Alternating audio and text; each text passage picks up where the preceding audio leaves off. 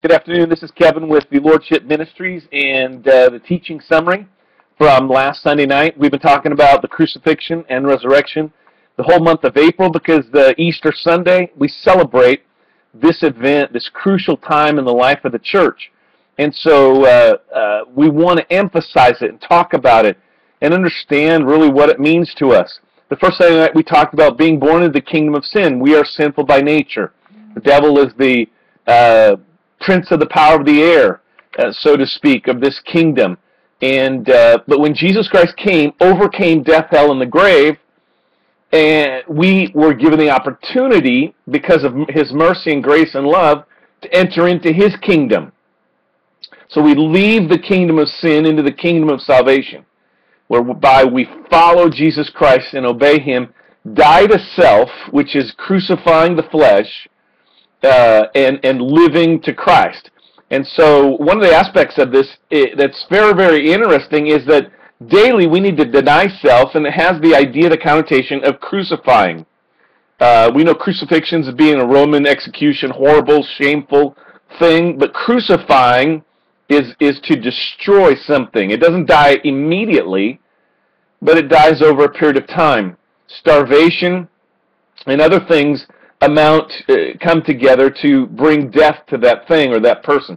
So in Galatians chapter 5 and verse 16 through 26, we were talking about really what is the fruit of the flesh and the fruit of the Spirit. The Bible says in different versions, the act of the flesh, the acts of the flesh, and they're very obvious.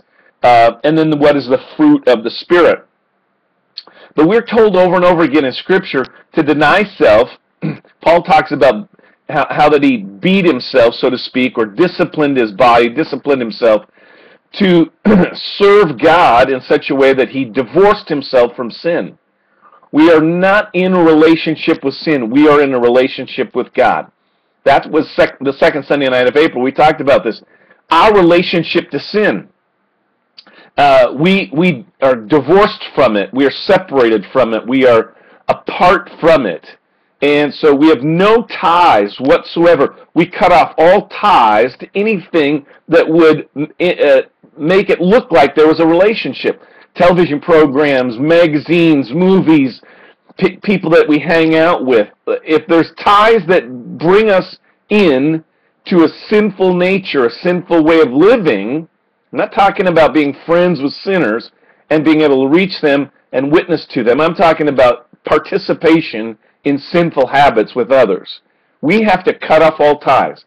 Over and over again, Scripture talks about our relationship with God. He is the groom and we are the bride. He is the head and we are the body. It talks about our relationship with Him. In the Old Testament, it discussed how that when the people turned to other gods, they were called idolatrous people or adulterous people. The adultery of going with somebody else while you say that you're committed to this person.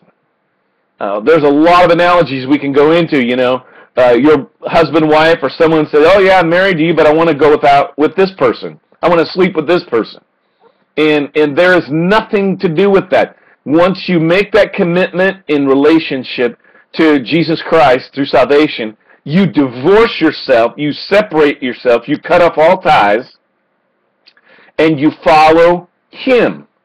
And you obey Him. So now we're understanding how we crucify the flesh. This whole series is entitled The Benefits of Death and Dying. Because when we die to self, when we crucify the flesh, when we no longer feed the flesh in our lives, then the Spirit of God can take control. We fill our lives with His Word and memorizing and meditating on it. And then we begin to experience this supernatural life of walking in the Spirit. Nothing in this world, no cocaine, no marijuana, no drugs, no sex, no rock and roll, nothing can compare to the excitement and fulfillment and satisfaction of being used by God's Holy Spirit.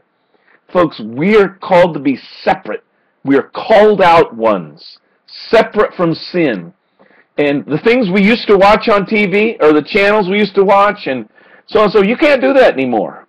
You cannot just assume that what comes in through the TV is going to be good. You cannot assume that magazine you used to look at before is not filled with suggestive pictures and all kinds of evils. We have got to separate ourselves from sin. Deny self. Pick up your cross, which is crucifying the flesh, and follow Jesus Christ. And we will never regret 1 second of it. God bless you. Have a great day.